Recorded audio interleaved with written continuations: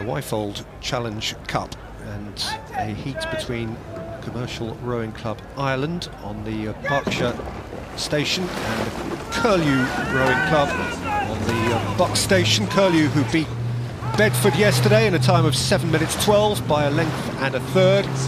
Commercial, who beat Molesey B in a time of 7:16, and actually Commercial yesterday avoided an early Molesey steering issue, and we have a significant steering issue here as well. And that is the last thing you want, being a forward, being that close to the booms. And they're corrected, but the thing is, as soon as you put the rudder on, you slow the boat straight down. Both crews there, erratic steering in the first couple of 100 metres.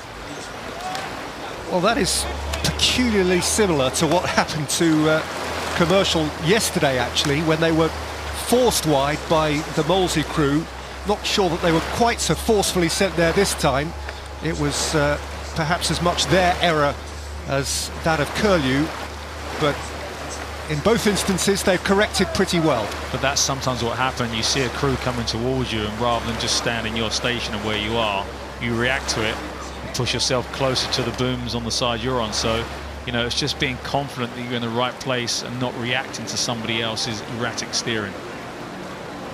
Well, they've got it right now, and we join them pretty close to the halfway mark, and Commercial, precisely as they did yesterday, have overcome an early alarm and put themselves into a position of strength. Commercial with Michael Corcoran in the bow, Fionn Groom in the two-seat, Colm Dowling at 3 and Shane McCoyne at 4. What they said of yesterday, well, they said we were nervous coming into the race as we didn't know much about the crews and had to look them up online. Well, you're not alone in that regard. But that's what happens with domestic racing. You've got no idea when you come to Henley, you know, unless you're on the kind you go to the Met Regatta or Marlow or domestic regattas here. You've got no idea where you stand, and that's the beauty of it. And that's also what's scary when you come to Henley. You have no idea. You see these names from these other clubs, some big clubs, and you just assume they're going to be of a certain speed or a certain caliber, but you know, you should always go with no fear. Well, evidently they have, though the next part of the quote's the funny bit. It says the steering was iffy off the start, so that needs to be improved in time for tomorrow. Sorry chaps, back to the drawing board. Definitely back to the drawing board. We'll be looking at that one again today. But at least there is another tomorrow, or at least so it seems, as they are in a dominant position against the Curlew, who themselves said of themselves, so pleased to win in the first round. Draw on the Irish crew tomorrow, that's today, and again, as a result, don't know too much about them. Well, they're finding out about them here. And that's what's great with the Curlew crew, because it was their kind of second boat coming into regatta, but they've actually progressed further than their first boat. So, you know, and for a club that's kind of got 2 boats in Henley this year, that sends a real good message to the squad they have back at home, you know, with kind of going towards next year. Yeah, beyond developmental really to genuinely progressive now, Curlew, making a big mark on this regatta and of course others. A growing successful club out of Greenwich, but this does look to be the end of the line, at least in this competition for now.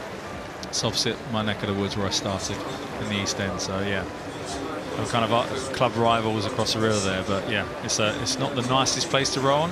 There's a lot of ships coming past, but you know, for them to have 2 boats into the regatta is a huge step forward for their programme. Well, maybe that toughens you up. Yeah, people think that rowing on the tideway's rough, but they haven't seen anything. So speaks the gnarled old pro.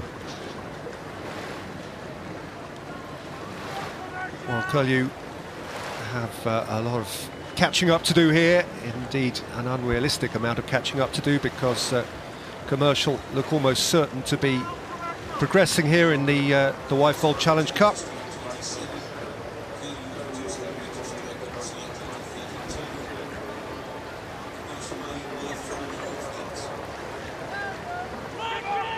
Commercial, as you possibly heard the announcer say, leading now by 4.5 lengths, and very visibly easing up now.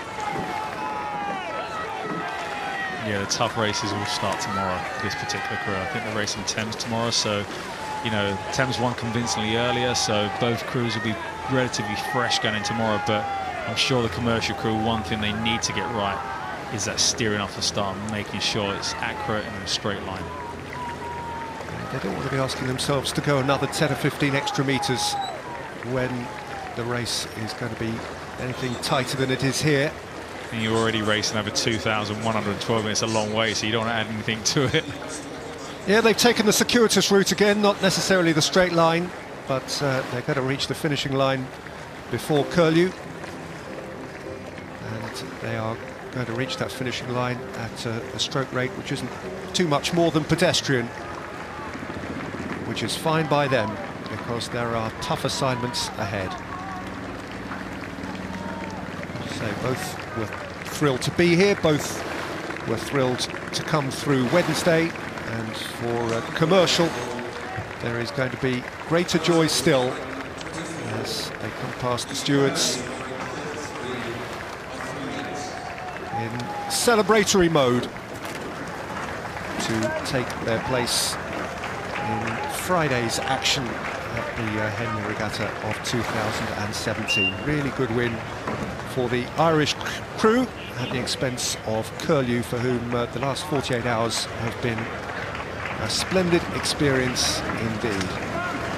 And Curlew arrive here having done themselves and their club great credit.